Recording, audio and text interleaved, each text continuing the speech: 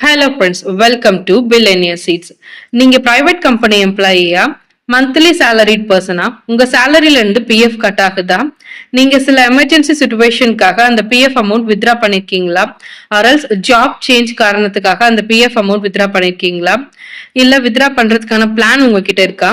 அப்போ இந்த general awareness video உங்களுக்காக தான்.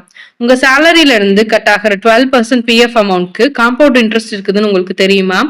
இன்கேஸ் நீங்க பிஎஃப் அமௌண்ட் வித்ரா பண்ணாம இருந்திருந்தீங்கன்னா அந்த அமௌண்ட் உங்க ரிட்டையர்மெண்ட் ஏஜ்ல காம்பவுண்ட் இன்ட்ரெஸ்டோட ஒரு பெரிய அமௌண்ட் உங்களுக்கு கிடைக்கும்னு உங்களுக்கு தெரியுமா? அதோட இபிஎஸ்ன்னு சொல்லப்படுற எம்ப்ளாயி பென்ஷன் ஸ்கீம் பிளஸ் இடிஎல்ஐன்னு சொல்லப்படுற லைஃப் இன்சூரன்ஸ் ஸ்கீமும் பெனிஃபிட்டா உங்களுக்கு கிடைக்கும்னு தெரியுமா? இபிஎஃப்ஓ பத்தின கம்ப்ளீட் ஜெனரல் அவேர்னஸ் இந்த வீடியோல உங்களுக்கு நான் சொல்ல போறேன். இனிஷியல் ஸ்டேஜஸ்ல எனக்கும் பிஎஃப்னா என்ன, பென்ஷன்னா என்ன அப்படின்றது தெரியாம தான் இருந்தது. எம்ப்ளாயி ஷேர், எம்ப்ளாயர் ஷேர் என்ன, அது எப்படி டிவைட் பண்றாங்க அப்படின்றது எதுவுமே தெரியாம தான் இருந்தது. அதுக்கப்புறம் இப்போதான் ரீசெண்ட் டேஸ்ல எனக்கு அதை பத்தின அவேர்னஸ் கொஞ்சம் தெளிவா கிடைச்சது.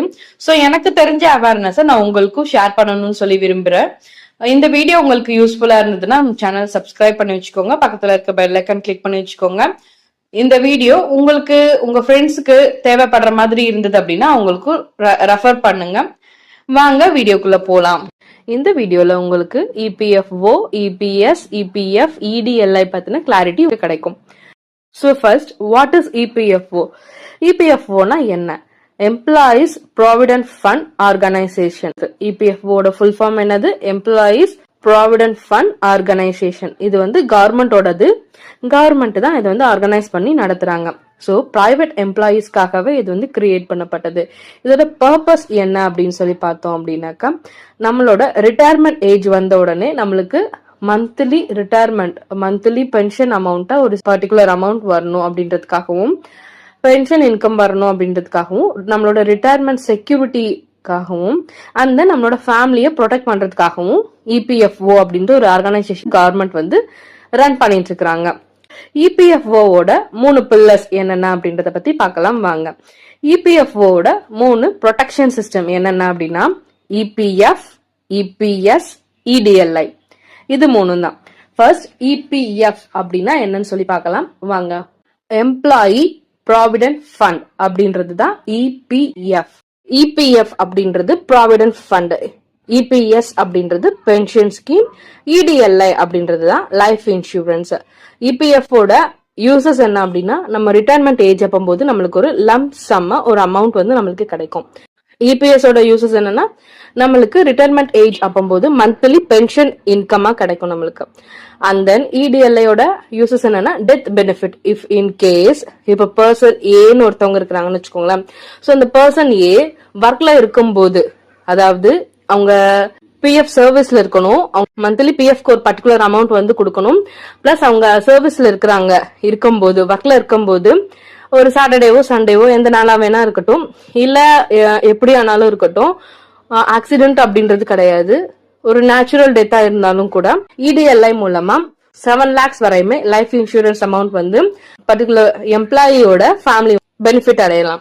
இஃப் இன் கேஸ் எனக்கு இப்ப 30 வயசுனா எனக்கு 58 வயசு வரைக்கும் நான் இப்ப ஒர்க் பண்ண பிளான் வச்சிருக்கிறேன் அப்படின்னா, அப்போ நான் ஓவரால 28 years பிஎஃப்ல கான்ட்ரிபியூட் பண்ணிருப்பேன்.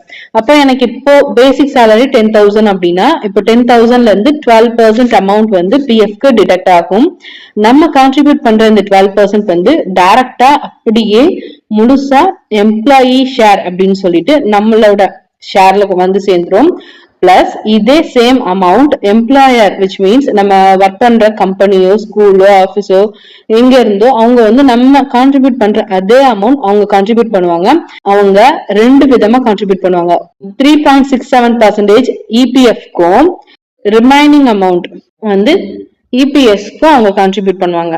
இப்போ நான் 10,000 சேலரி வாங்குறேன் அப்படின்னா, என்னோட சேலரியில இருந்து 12% இபிஎஃப்க்கு கான்ட்ரிபியூட் பண்ற மாதிரி இருக்கும். சோ 10,000 12% அப்படின்றது வந்து 1,200 ரூபாய். நான் 1,200 ரூபாய் வந்து இபிஎஃப்ல டைரக்ட் என்னோட ஷேர் வந்து கான்ட்ரிபியூட் ஆயிடுச்சு அப்படின்னா எம்ப்ளாயர் சைட்ல இருந்து அதே 1,200 ரூபாய் வந்து நமக்காக கான்ட்ரிபியூட் பண்ற மாதிரி இருக்கும். ஆனா எம்ப்ளாயர் சைட்ல இருந்து கான்ட்ரிபியூட் பண்றது வந்து 2 பாகமா பிரியும். அவங்களோடதுல இருந்து 3.67% மட்டும் நம்மளுக்கு பிஎஃப் அமௌண்டா கிரெடிட் ஆகும். ரிமைனிங் அமௌண்ட் வந்து இபிஎஸ் பென்ஷன் ஸ்கீம்ல கிரெடிட் ஆயிடும்.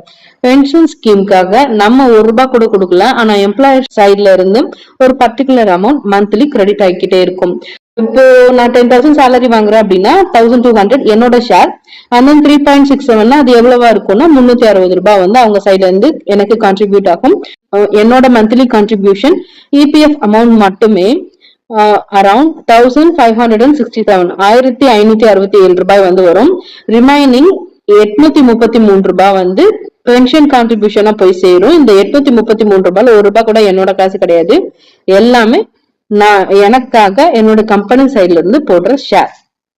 இந்த ஷேர் தான் வந்து நம்மளுக்கு பின்னாடி இந்த பென்ஷன் இபிஎஸ் அப்படின்றதுல சேர்ற அமௌண்ட் தான் நம்மளுக்கு பின்னாடி வந்து பென்ஷன் வர்றதுக்கு ஹெல்ப்ஃபுல்லா இருக்க போகுது. இபிஎஃப் அப்படின்ற அமௌண்ட் வந்து நம்மளுக்கு ரிட்டையர்மெண்ட் காலத்துல, அதாவது நம்மளுக்கு 58 வயசுல லம்சமா மந்த்லி கிரெடிட் ஆகுது இல்லையா 1,567 இந்த அமௌண்ட்க்கு காம்பவுண்ட் இன்ட்ரெஸ்டோட சேர்த்து ஓவராலா நம்மளுக்கு ஒரு சம் லேக்ஸா நம்மளுக்கு வந்து ரிட்டையர்மெண்ட் அமௌண்ட்டா கையில கிடைக்கும். கவர்மெண்ட் ஆஃப் இந்தியா பிரைவேட் எம்ப்ளாயீஸ்க்காகவும் பிரைவேட் எம்ப்ளாயீஸோட ரிட்டையர்மெண்ட் ஏஜை கருத்துல கொண்டு நம்மளுக்கு இந்த ஸ்கீம் வந்து இன்ட்ரோடியூஸ் பண்ணிருக்காங்க. இதை பத்தின ஃபுல் அவேர்னஸ் ஒரு சிலருக்கு இல்லாத காரணத்தினாலதான் பிஎஃப் அமௌண்ட் பிளான் பண்ணி நிறைய பேரு அந்த ரிட்டையர்மெண்ட் ஏஜ் வர்றதுக்கு முன்னாடியே அமௌண்ட் வந்து கிளைம் பண்ணிட்டே இருக்கிறாங்க. ஒரு சிலருக்கு ரிட்டையர்மெண்ட் ஏஜ் வந்து அவங்களுக்கு பென்ஷன் ஸ்கீம் இருக்குது அப்படின்றது தெரியாமையே வந்து அதை விட்டுடுறாங்க.